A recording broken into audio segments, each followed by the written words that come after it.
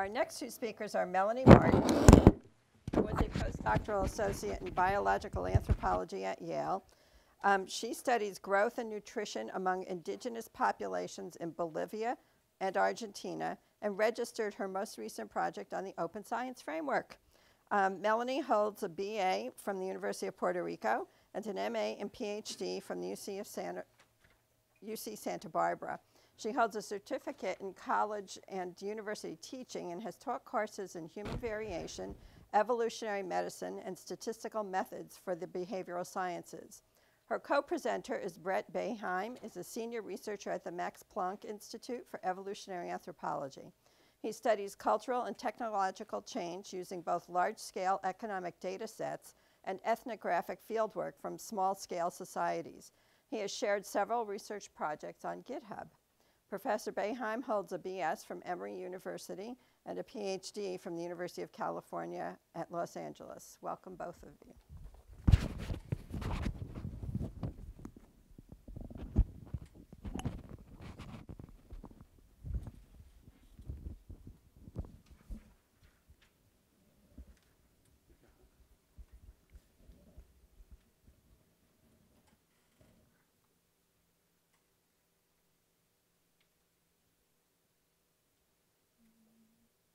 There we go. Okay. Thank you to Michelle and the other organizers and presenters. I also want to thank our colleagues in the Yale department, Eduardo Fernandez-Duque, Margaret Corley, and Juan Pablo Pereira, who together with Bret, we've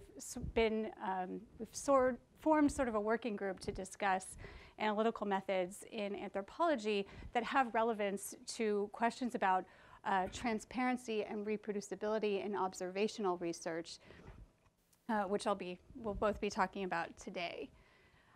So to start off, I actually want to explain some of the research objectives in quantitative anthropology, because most people are familiar with anthropology as ethnographic studies of foreign cultures, which are very important and critical to current anthropology. But there are also many researchers who are studying cultural and biological processes in a systematic fashion, studying human and non-human primate evolution and behavior, and then, of course, fossil and archaeological remains from our ancestral and more recent past. And in studying these topics, we use theory and methods from a host of natural and social sciences, along with quantitative methods of data collection and analysis. So some of this research lends itself very easily to open, transparent, and reproducible methods. For example, a recent study published by Cody Ross, an anthropologist now at Max Planck, he examined evidence of racial bias and police shootings using a publicly available database of US police shootings that's actually crowdsourced and maintained by Deadspin. Some of the key findings of this study was that racial bias was more prevalent in certain large metropolitan areas, but wasn't really correlated with local crime rates. Instead, it seemed to be more predicted by higher income inequality in those areas. He also found that on average across counties, Black and unarmed Americans were 3.5 times as likely to be shot by police as white and unarmed Americans. So in addition to the importance of these findings, this is a wonderful illustration of open, reproducible research in anthropology, because not only does the data come from the raw data come from a publicly available database, but Ross also made available in the publication the cleaned and compiled data sets that he used in this study and all of his code for conducting the analysis. So that said, though, most quantitative anthropological research is still done by individual researchers or small groups of researchers working with data that they collect, often in small, remote populations.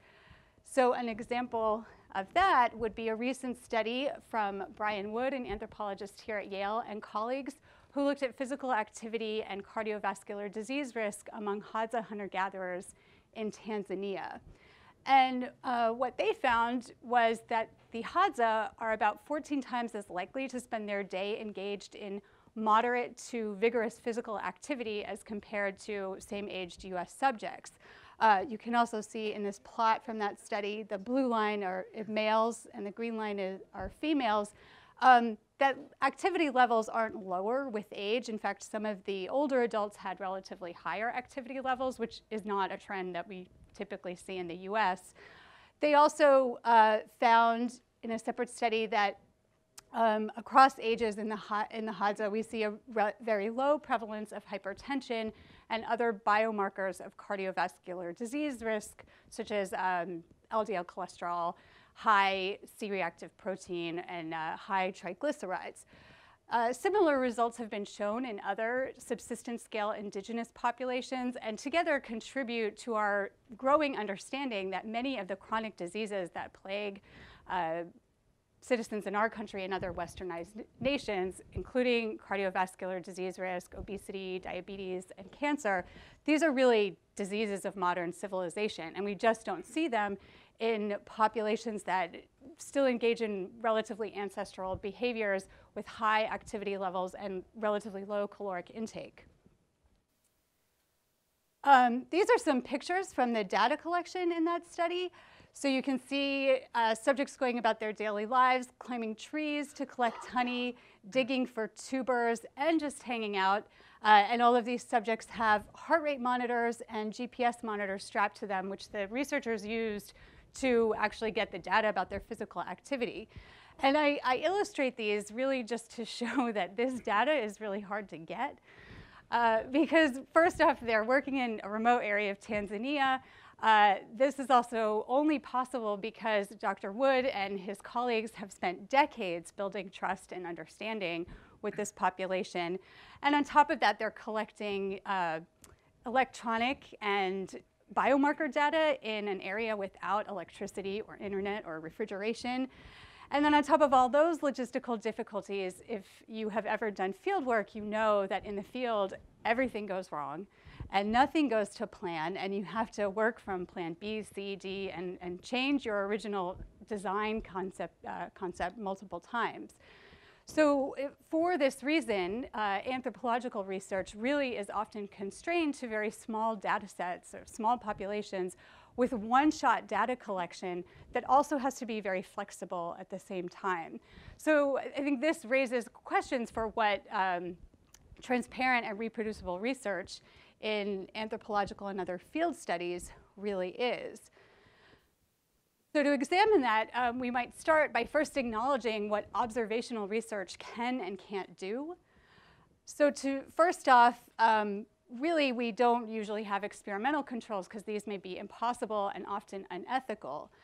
Second, even if you might be working with a small sample size, or actually the sample size is the entire population, in the case if you're working with available skeletal sample. Also, often, many times, our populations are specific to a certain time and place, or might be rapidly changing, which is happening with many subsistence level cultures like the Hadza. And in that sense, then, anthropological researchers, we can never resample our populations. And in that sense, our data can never be replicated.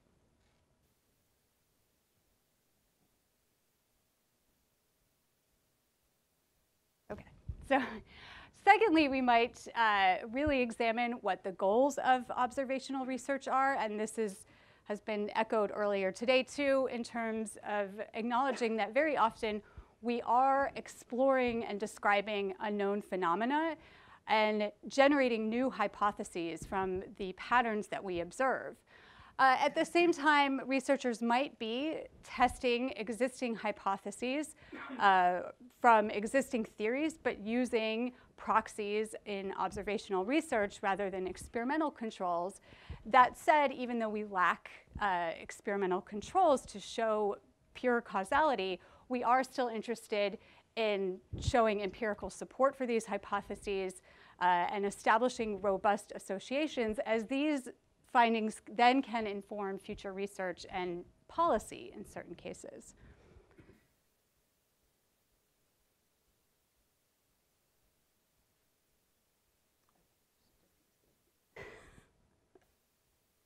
Okay, so on top of acknowledging these challenges and goals that are sometimes specific to observational as opposed to experimental research, anthropology, as anybody who might be familiar with the history of Margaret Mead's research might know, there's a long history of questioning methods and transparency in anthropology.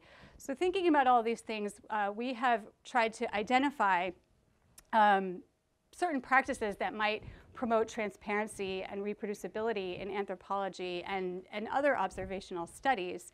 So with that, I'm going to hand the talk over to my co-presenter, who is going to discuss some of these areas, again, that have been mentioned today in terms of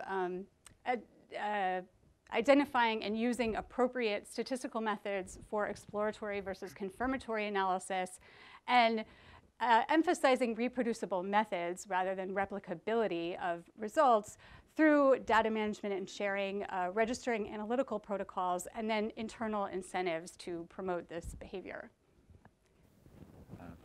Yes, thank you. As Melanie described, in anthropology, to paraphrase Monty Python, every data point is precious. And often the information that we have about a particular site or historical location or a particular group. Is that okay? Often the information we have is possibly the only information that will ever be known about that particular population. So we have a somewhat unique situation, but in anthropology, as in most of the physical and natural sciences, there's active interest in the open science and reproducibility movement that I think is kind of being percolating up here. In terms of the statistical aspects of quantitative anthropology, there's a renewed interest in developing methodologies that are suited towards observational studies with small samples. And often this is predicated on the idea that the traditional methods in statistics were often developed in situations that we can't really apply to the kinds of analyses and data sets we're using. Often they were developed in the context, in the case of many frequentist statistics, in strict control treatment experimental studies where we have the ability to model exactly how the analysis is going to happen before the data is collected. In anthropological research, observational research in anthropology, often we forego the direct goal of establishing causality or treatment effects and focus instead on trying to establish reliable or robust associations between measurements. And there's also a small difference, but I think a very important one, between arguing that we're arguing for a causal mechanism as opposed to predicting particular phenomena without necessarily making direct claims about the causality. This is, of course, the same idea when it comes to Bayesian modeling techniques applied to predicting outcomes that, oh God, I got to get both screen, sorry. So much like election predictions and Moneyball, sorry, flashbacks, and the sort of the new wave of analyses that we see in social science. Often this takes on tools drawing from Bayesian approaches, from information theory, machine learning methods, as described, for example, in Hastie, Tiptrani, and Friedman. These are all techniques which are coming into anthropological analyses just as much as they are into other social sciences. One other aspect which comes up quite a bit with us, especially in anthropology, which we think maybe is worth talking the most about here, is the difference between exploratory and hypothesis-oriented research, or as the way that Brian Nozick put it yesterday in his talk, thinking about looking at something prospectively as an exploratory approach or as a justification, as scrutinizing an existing theory. And this is another great paper by Paul Rosen, which was written specifically for psychology, but I think is applicable to anthropology as well, as a justification for what we can call non-traditional types of papers, papers that are oriented around exploring data sets in a way that could be described negatively as data dredging or harking, which is hypothesizing after results known, both of which have been become relatively recently identified as serious problems behind the non-reproducibility plague that seems to be happening under our noses. But from an anthropological point of view, this is often all we can do. We don't have necessarily strong hypotheses coming into a particular field site or location, and we struggle with the framework of a strict hypothesis testing sort of idiom, simply because in many cases it's not appropriate, or the analysis itself motivates particular relationships between variables.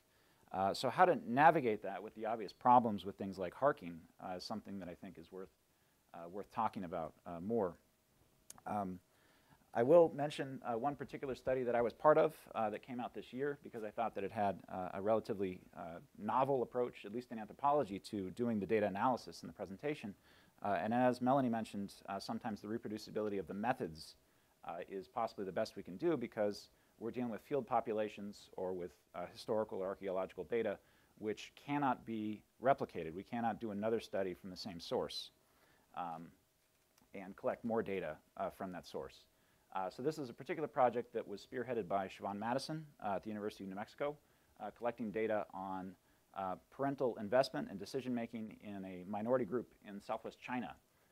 And the particular research question that she proposed was, is there evidence that women facultatively change their reproductive stopping behavior, that is the number of children that they will have, conditional on the current sex composition of their children that they have? So the way that we visualize the particular results of this model, we have two different sets of communities within this population, the Moso, southwest China. And these sort of honeycomb shapes here represent a sequence of birth decision-making, depending on the existing number of children and how many children are boys versus girls. So starting at the top of each one of the pyramids, we imagine a woman with no children having a probability of continuing reproduction, the probability of having another child, the parity progression ratio, as it's called in demography. In the orange pyramid starts at 93%, and in the blue pyramid 88.9%. I'll explain what the colors mean in a second. And then conditional on having a particular child, either a boy or a girl, we move down the pyramid into one of the corresponding cells, and we have another stopping probability, or sorry, a continuation probability, the probability of continuing on to have another child. The stratification here between the patrilineal and the matrilineal is theoretically interesting in this particular study, because we have reasons to think that groups where property and status and titles are inherited through the mother's line might have a different view of the marginal value of having another child, if it's going to be a boy or a girl, than on the matrilineal side of things. And in this particular society, we have both kinship systems taking place simultaneously in different villages in the same ethnic group. So there's a lot of similarities between the two, except for a very marked difference in their kinship systems. And indeed, we do see, as you can see by the colorations here, a relatively strong implication that women with two daughters in the patrilineal group have a much higher chance of continuing on and having a third child than in the matrilineal group having two daughters. So the reason that I mention this particular study is that we have the data and all of the materials, including the R code that this was done in R, available in GitHub, and the link is being down at the bottom there. And the sort of the paradigm that we're working here is using language from the open source software environment, which I think there's a lot of idiomatic similarities here. So this is a potential visualization of a research project done under a strict version control system, like using Git, for example. And I think there's a lot of similarities in this picture to what we saw during Brian's talk. Each of these nodes represents a particular snapshot of a project, continuing on from the initialization of the project all the way to publication or post-publication peer review, feedback on some kind of potentially, I don't know, Amazon comments type system, like we heard during Alan's talk. And the contention that I have here is that this kind of framework is, at least in terms of the laying out how a project might develop, is compelling for us as anthropologists, because it implies, there's a sequence there's a chronological sequence that's stored that can be shared.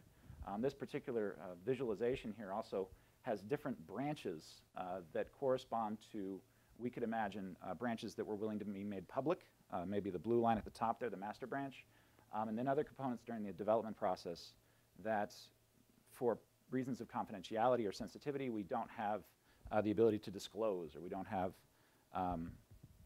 as available for public release. And this is maybe the last point, that in anthropology in particular, it's very often the case that anthropologists see themselves not only as researchers for a particular population, but also as advocates for that population. There's usually a very large power difference between the groups that we work with and ourselves as researchers. And so that informs the way we look at data releases. And I can say, just speaking from my own ethnographic experience with anthropology, we generally are very much data hoarders. And part of the reason why is because we're afraid there's going to be unintended consequences of making too much information available about the groups we work with. So in that case, in this particular project with the MOSO, I felt that the solution, or the happy medium, was that we strictly had the variables and the data points that were used for the analysis available with nothing else, and to some extent scrambled so that they couldn't be used to match up to individual people without distorting any of the signals that were done during the data analysis. With that, I think we should mention two things that sort of developments here that I think are very hopeful or insightful in anthropology. Mel is responsible for one of the first projects in the open source framework in anthropology, pre-registering an analysis she's doing right now on the agent menarche. And also, to again plug the badges, which is of course responsible from the other open source framework innovation here. This is something which anthropologists here at Yale have advocated for in the International Journal of Primatology. And you can see the citation here. So yeah, in conclusion, we think that there's a lot of scope for these ideas in anthropology, but there's some concerns or qualifications that are maybe unique to our particular field. And thank you.